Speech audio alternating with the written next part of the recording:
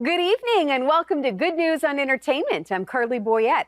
Tonight, I want to tell you about two brand new books. A little later, I'm going to be talking with best-selling author Jenny Allen once again about her new children's book, What to Do with Your Whirly, Swirly Thoughts. It is a wonderful children's picture book that equips kids to calm their minds and take control of their thoughts. But first tonight, let's talk with platinum-selling recording artist, author, and now pastor, Torrin Wells, about his brand new book, Joy Bomb, Unleash Jesus's Explosive Joy for an Extraordinary Life.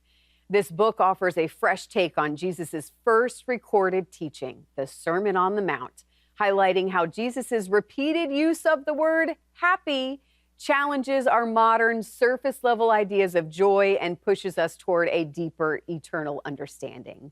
There is a lot to discuss, so let's get to it. Torrin, so good to see you again. Good to see you too. Thanks for having me today. The last time we chatted, the church had not yet started. That was kind of on the horizon. Here we are. And I'm sure it's, man, have you even had a year anniversary yet? Yeah, we just celebrated a year in January, actually. Yeah. So I'm sure it's probably a point of going, man, look what God has done. Like, how did we get here a year afterwards? I think when you have these big life-changing kind of events, it's Yes. pretty crazy to look back. Yes, absolutely. It is. And every mile of this last year has been marked with God's faithfulness. So we're so excited. We've been able to baptize over 500 people in the last 15 months. We've seen over 500 people, almost 600 people give their lives to Jesus for the very first time. It's growing. People are healthy, building relationships, learning about God, diving into His Word, and so we're excited about what God's doing. Oh, that's amazing. One of the ways you're spreading the message still through the church, through the music, and now through this book that we've mentioned, Joy Bomb, which I Yeah. love. Explain the title first. I think you do have to kind of give people, I mean, it is a pretty like, whoa, what is that? What do you mean when Yeah. you say Joy Bomb? I love it. Yeah. When I say joy bomb, I mean that Jesus has gifted us through His character, through um, the very parts of Himself that He shares with us, an explosive joy that completely destroys every misconception that we've had about what fulfills the soul. And so Joy Bomb, and it goes back to Matthew 5. The whole thing is really an investigation of Matthew 5. Jesus sitting on a hillside sharing with his followers for the very first time his very first inaugural message. And the first word out of his mouth is blessed, which is very significant. And that's what I point people to in the book is if Jesus chose this word to say first in his first full sermon that somebody wrote down, it must be important. So what does blessed mean? And when you look at the original language, blessed means happy. So the very first word that Jesus decides to say in his very first sermon he ever preached that somebody wrote down was happy. And then he shows us the uncommon path to happiness. And it's not the great beyond out there somewhere. It is the great beyond within, as Dallas Willard said. So I'm excited for people to experience this book.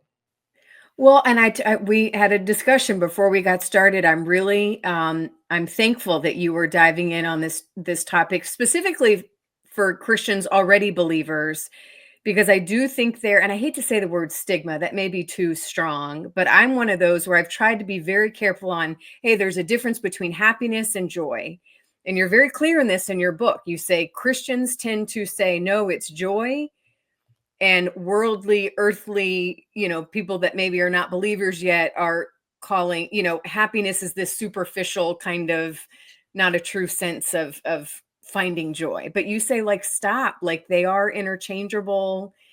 Everything's Yes, going to well, be, I think, more believable in context. Everything needs context. for sure, But talk absolutely. about that and maybe the Christian culture, how we can be okay with saying that we're happy as Christians. Yes, you have to kind of ignore the religious reflex that you feel when someone says or proposes the idea of a happy Christian.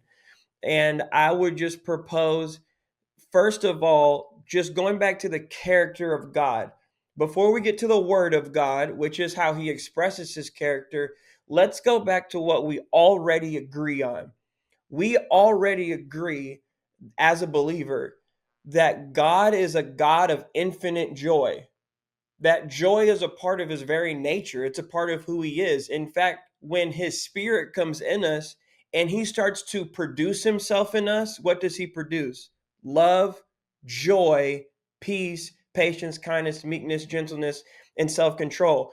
So joy is one of those fruits of the spirit that comes from love, that is a part of the nature of God, regenerating the nature in us.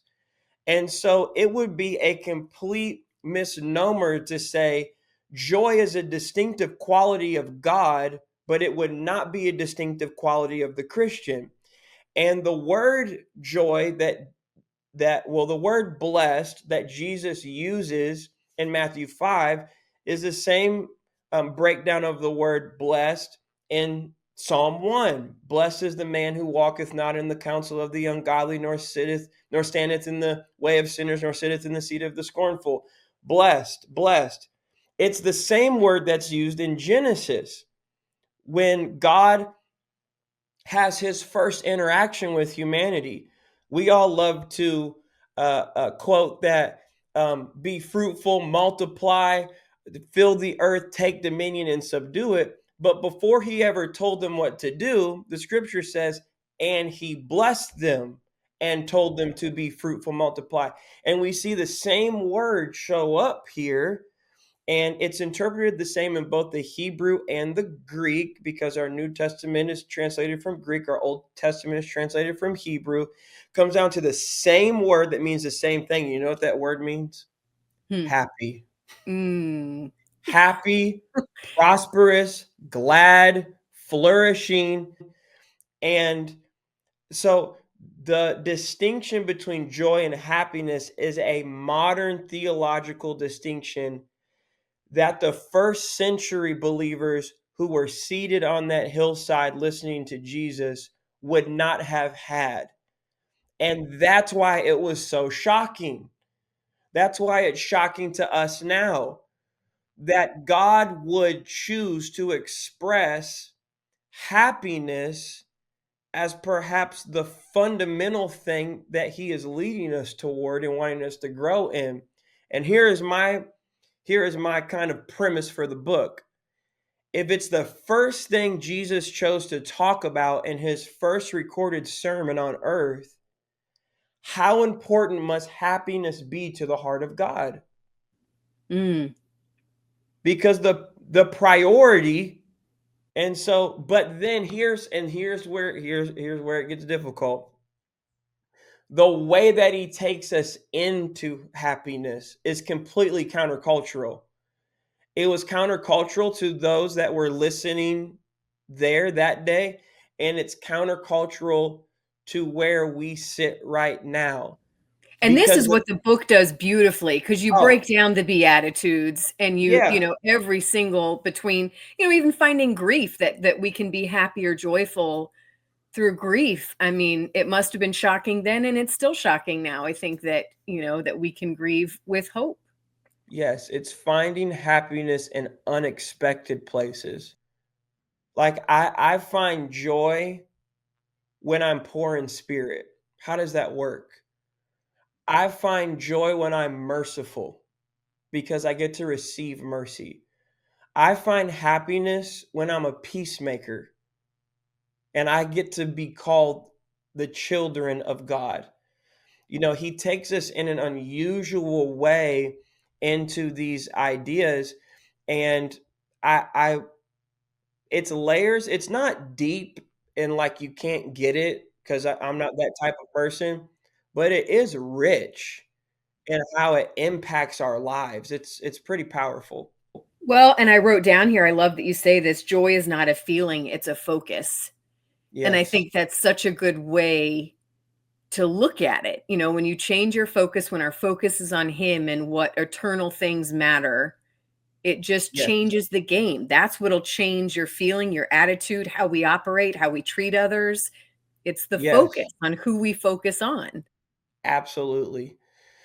So this conversation that Jesus has, I'm getting excited, so I got to sit up in my chair a little bit. This conversation that Jesus has takes place on a hill called Aramis. And Aramis means desolate, isolated, and strength. And so Jesus chooses, we kind of romanticize it by calling it the Sermon on the Mount when it was really a talk on a hill.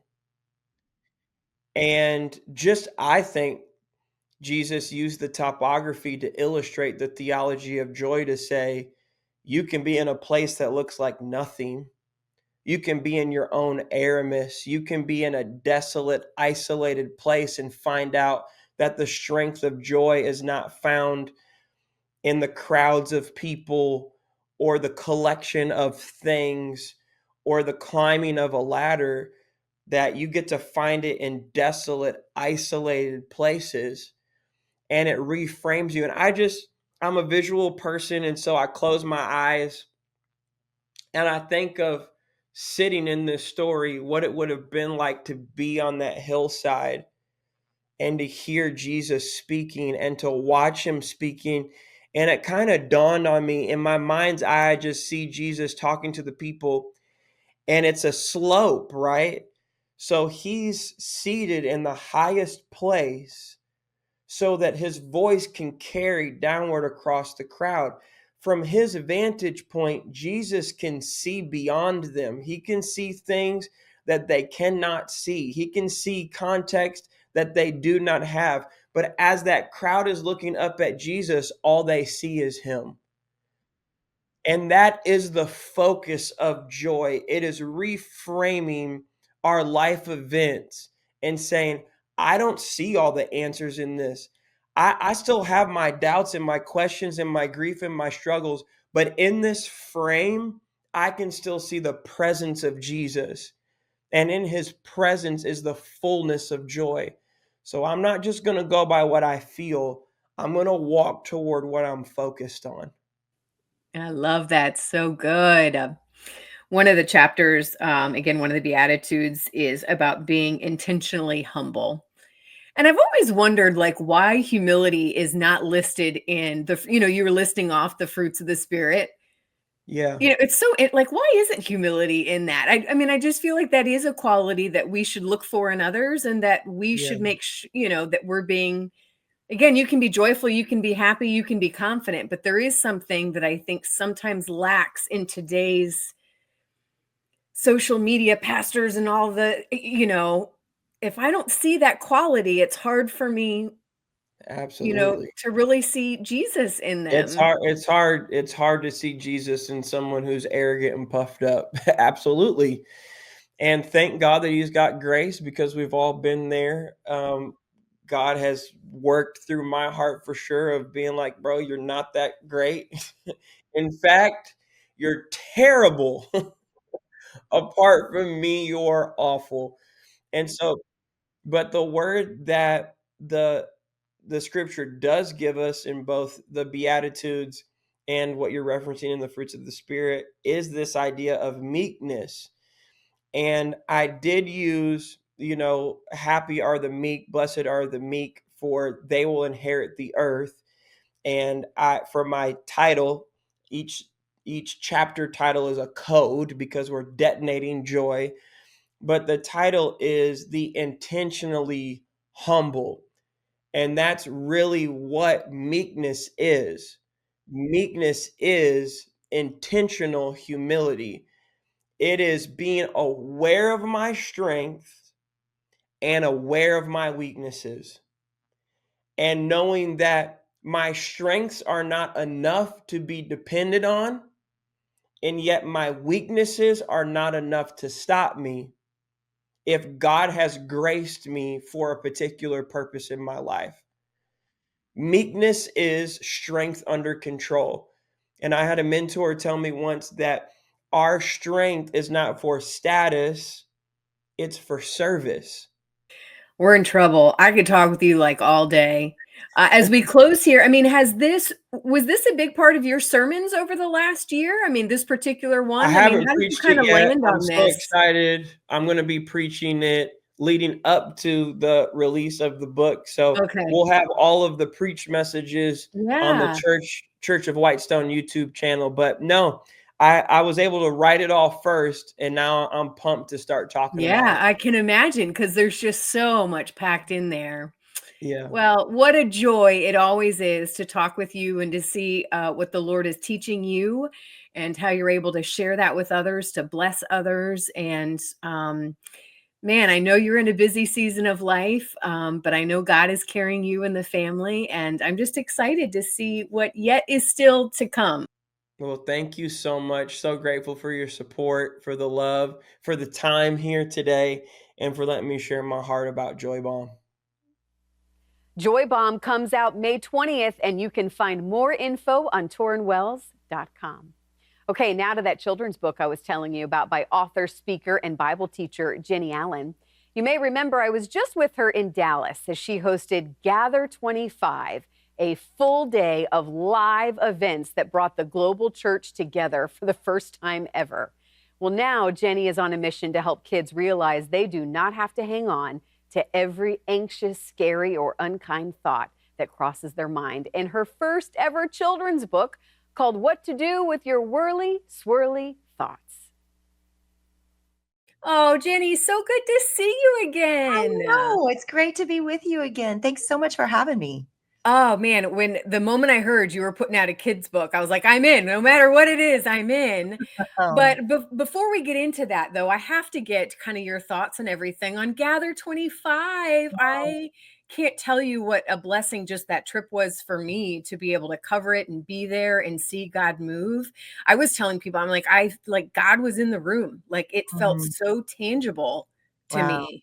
And I know that's must have been the feedback all over the world you were getting. I mean, there will never be adequate words for the miracle that was. Those 25 hours, the technology that had to hold, that had never been used before, it barely existed.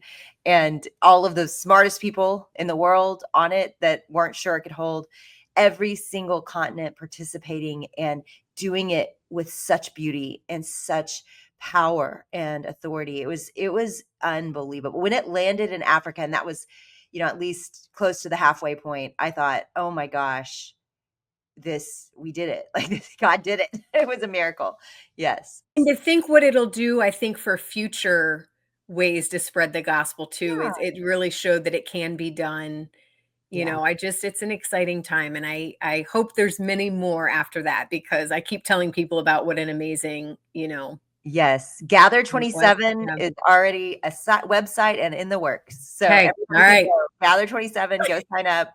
It will happen, I believe, if Jesus Okay. doesn't come back by then. I know. Hey, let's talk about this children's book now. And when I finished this thing, I just teared up. Oh, It's just crazy to me. One of my middle one is in 5th grade, and what he's already having to deal with, not even him personally, but just with other kids in class and who we meet.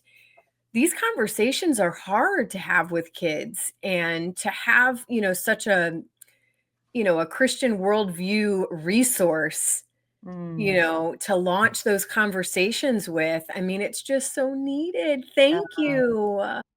Well, I just love picturing you like curled up with your 5-year-old. That just brings me great joy. I just know that there is a war for our minds, and you really got to hate a terrorist that comes after kids. And that's what the devil's done. He has come after our kids.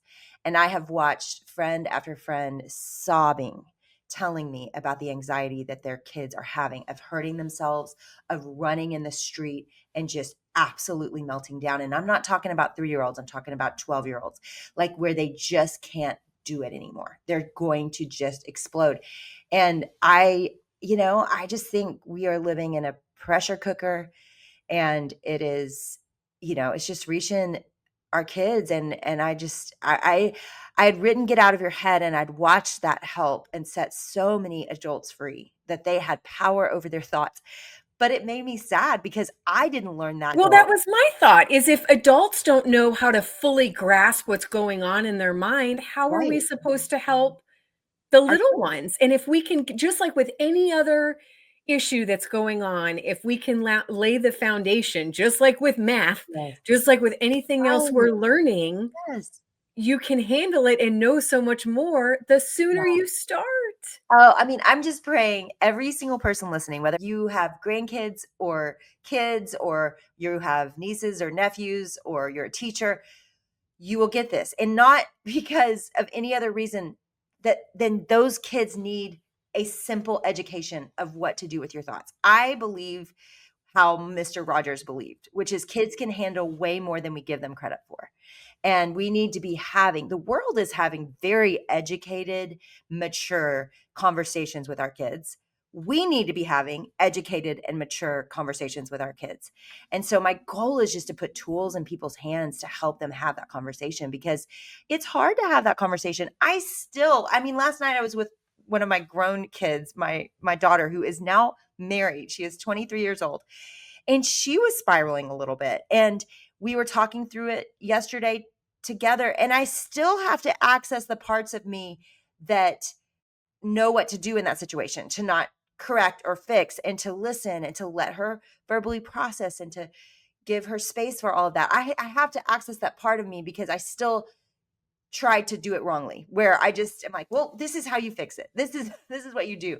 And I think that's what we're trying to do, is we're trying to fix our kids rather than be there in the midst of it with them, and then to give them tools and handles to help that aren't necessarily, us fixing them, but it's them learning how to, pull themselves up and out of spirals. And what I love about the book, it really gives practical things. Like one of the things is like, just go outside. I know. Like sometimes, Okay. and it's a good reminder for adults. Like, yes, that helps. Go Right. outside, get fresh air. Yes, move your body. And Yeah. it was great. Like, I wrote this book several years ago, right after I'd written Get Out of Your Head, and it was helping people. I wrote this book, this kid's book, years ago. And it kind of sat there. And just recently, when we decided to publish it, I went and we talked to psychologists and to counselors, and they actually added those suggestions. They said, why don't you add some really helpful handles? What a great addition that was. Because it's like kids have a hard time thinking about their thoughts. We all do. We don't think about our thoughts. And so to give them real clear handles of things they can do is, it's right and helpful. And I think as parents, and I've been guilty of this, sometimes we shy away from these tough conversations because we think, well, what if my child is not having these negative thoughts or anxiety? If I bring it up, is that going to stir them? Maybe I'm the only one that's thought that. But Yeah. I feel like whether, again, no matter what tough, conversation it is, Well, we're worried that we're going to, add to it. But like you oh, said wow. earlier, I mean, they're getting it from all angles. Yeah, let me give you a little statistics, okay? This is from Get Out of Your Head. When I wrote this research, that we experience anywhere from 8,000 to 60,000 thoughts every day. So imagine your kid's little mind, your 5-year-old, having, let's on the minimum, 8,000 thoughts in a day. And then statistically, 95% of those thoughts are repetitive from the previous day, and 85% of those thoughts are negative. And so let's say they're way low on the average. They're still, no matter what, they're having negative, repetitive thoughts. What happens when you begin to share all of that with someone that you feel safe is no longer are you alone with those thoughts. So much of the enemy's goal in our life is to lock us in the dark with the devil, where he can tell us whatever he wants. And so this is the war. And we've got to fight for our kids. I would just say never assume that your kid's not having negative thoughts in the world that we live in. We live in a really difficult world. And so having these conversations with their parents, knowing that their parents aren't going to freak out when they have these feelings and these thoughts. I have a friend right now whose child is, wanting to just hurt themselves, all these things. And of course, she's getting all kinds of the right kinds of help. I don't mean to say that she's not, but to some degree, when he's spinning out, she is staying perfectly calm and going, I get it, buddy. And she's not going, oh my gosh, we got to fix this. I think we just don't know how to react when our kids are overreacting. And one of the best tools we can give them is just safety to freak out, safety to spiral. And I'm not suggesting we don't get help when they have suicidal ideation, and we don't get help when they have truly a medical or chemical imbalance that needs assistance. I just mean we got to be the adults, we got to be the ones that aren't panicked. And so I think this is hopefully going to be a tool to start conversations. I mean, let's be real. We don't get into the depths of all the things we put in this book. It's super simple and for very young minds and hearts. But I hope even if a kid at a young age is having some really deep, dark thoughts, this will be the right platform to share that and to say that to their parent. And that was my next challenge I was going to give for you. I feel like you have a great one for adults, and now for the little ones, we need, only because I've got the teenagers in my house where, is that the next, I feel like there is that tough age gap. So I actually wrote a book for that. It is called You Are Not Alone. And it is for that middle reader. It's anywhere from 8 years old to 12, 13, 14. Perfect. So you're old enough to read, get out of your head. So now I have covered the gamut. I've got something for every age on this subject. And I think the reason I wanted to do that was exactly what you're saying. Like, this is needed for every age. We all have to learn how to get out of our heads and how to trust Jesus with the most inner parts of ourselves, and to trust others with it, because that is such a powerful way to heal. To share what is going on in your mind unlocks the darkness, allows people that are safe and loving to come in and to help you with it. And so all of us need to hear that and need to practice that. Amen. Jenny, thank you. That's all I can say. I just appreciate what you're doing, how you're encouraging others, getting people closer to Jesus, getting people talking and gathering. I just love it. Jenny, thank you. What to do with your whirly swirly thoughts is out now, and you can find more info by going to jennyallen.com. Well, that's all for tonight. I hope you enjoyed these thoughtful conversations. I'm Carly Boyette. For any questions on something you saw tonight or anything on CTN, just go to ctnonline.com. Meanwhile, I look forward to seeing you next week right here on your Christian Television Network.